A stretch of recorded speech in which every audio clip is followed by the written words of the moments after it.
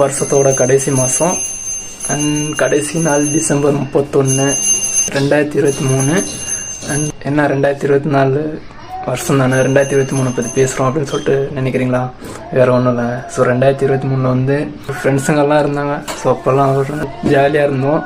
And இப்போ வந்து 2024 வந்து கொஞ்சம் குணங்கள் மாறினதால மாறிட்டாங்க. அது நமக்கு பிடிக்கல, வந்து விலகிட்டேன். அண்ட் இந்த விலகுன்னு நான் ஒன்றும் வருத்தப்படல.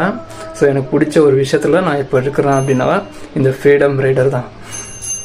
ஸோ நமக்கு பிடிச்ச விஷயத்தில் நம்ம வந்து முயற்சி பண்ணி நம்ம இந்த 2024 ஏப்ரல் 2023 வந்து நம்ம யூடியூப் அப்படின்னு சொல்லிட்டு சேனல் பண்ணோம்.